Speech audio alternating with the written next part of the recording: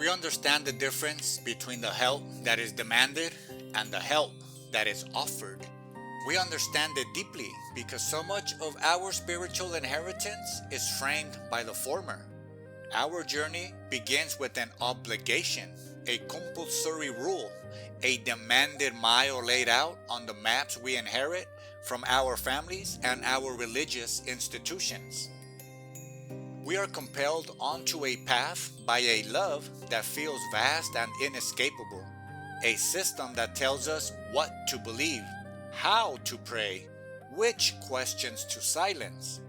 The first mile is never our own. It is the weight of a Roman soldier's pack on the shoulders of a first century Judean. The very word used in the Gospel of Matthew is a technical, bitter term, angareia, meaning to requisition, to press into service, to force into labor for an occupying power. It was a common humiliating reality under the Roman Empire. A soldier had the legal right to compel any subject to carry his military gear for exactly 1 Roman mile, roughly 1,000 paces. To refuse was not an option.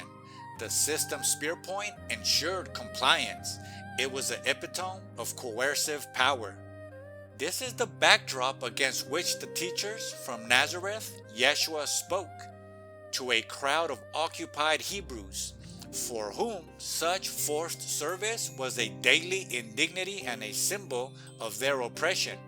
He offered a command that must have seemed nonsensical, even offensive, as recorded in the Gospel of a Hebrew, Matthew, chapter 5, verse 41. He said, "And if someone forces you to go 1 mile, go with him 2 miles. To appreciate the radical nature of this instruction, we must feel the tension in that occupied land. Groups like the Zealots seethed with a desire for violent resistance against such Roman impositions. The natural human impulse, the impulse of a system of an enforcer, is to meet force with force, compulsion with resentment, a demand with sullen compliance or hidden rebellion. We walk that first mandated mile with our bodies, but our spirits are elsewhere, plotting our escape or nurturing our grievance. This is the mile of obligation, the mile of the law. It is the mile where our religious upbringing often begins, with the rules we must follow, the doctrines we must affirm, the behaviors we must adopt, not from a free heart, but because we are compelled by the weight of expectation, tradition, and the threat of losing belonging. But the Nazarene rabbi points to a second mile, and this is where everything changes. The second mile is not compelled. It cannot be. The Roman law ended at the first milestone. The soldier's legal authority to demand service was exhausted. To continue walking was an act of stunning, creative volition. It was a choice that shattered the entire power dynamic. No longer was the Judean a conscripted object of imperial will. By offering the second mile, they became a surprising subject, acting from a place of unexpected agency. They turned a transaction of oppressive power into an encounter of bewildering generosity. Imagine the scene. The soldier, expecting to reclaim his pack at the marker, finds the person not only continuing, but doing so willingly, perhaps even engaging him in conversation about life, about his family, about his distant home. The roles are inverted. The one with the legal power is suddenly disarmed, confronted not with hostility or cowed submission, but with a free gift. This is the pivot from the help that imprisons to the help that liberates. Compulsory help, the kind that says, you must believe this to be saved, or you must perform this ritual to be loved, creates a ledger. It creates debt, obligation, and a cage of expectation. It is the first mile, mandated by the enforcer's map. It might get the job done, but it leaves everyone involved in a state of bondage. The giver is trapped in the role of demanding creditor, and the receiver is trapped as an indebted conscript. The second mile operates on a completely different principle, the principle of the free gift. It is help offered precisely when the demand has ended. It is a spiritual insight shared not to win an argument or secure a convert, but offered quietly when someone, in their genuine hunger, finally asks a question. It is an act of love that expects nothing in return, that seeks no credit, and that therefore cannot be refused or resented in the same way. It liberates the giver from the need to control the outcome and liberates the receiver from the weight of a debt they did not choose. The Apostle Paul, himself a Hebrew of Hebrews and a Pharisee trained in the law, would later grasp this distinction in his letter to the Galatian churches.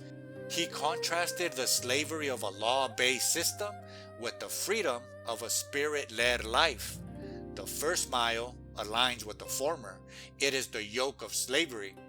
The second mile is the fruit of the latter, a spontaneous, generous overflow that comes not from compulsion, but from a transformed heart. This teaching from the Sermon on the Mount is part of a series where the Rabbi Jesus reframes the ancient Hebrew principle of lex talionis, an eye for an eye. Justice, meant for judges to administer proportionate punishment. His followers are not to be judges and enforcers in their personal relationships, seeking strict retaliatory justice.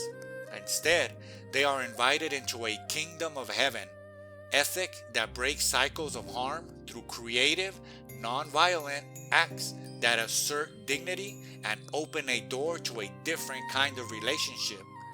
Going the second mile is actually that, a creative, disarming act that stops the cycle of master and servant and introduces the unexpected possibility of a human connection. So we are left with two questions that can only be answered from our own lived experience within the families and faith communities that shaped us. When was help felt like a prison sentence?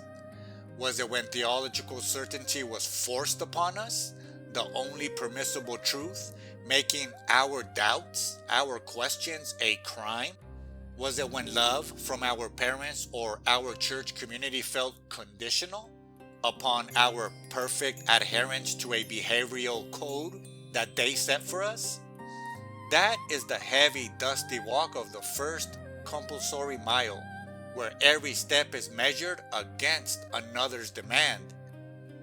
Second question, when has help felt like a gift that set us free? Was it when a mentor shared wisdom not to correct us, but because they saw our genuine struggle? Was it when we received compassion without a preceding lecture on how we brought our trouble upon ourselves? That is the surprising open road of the second mile.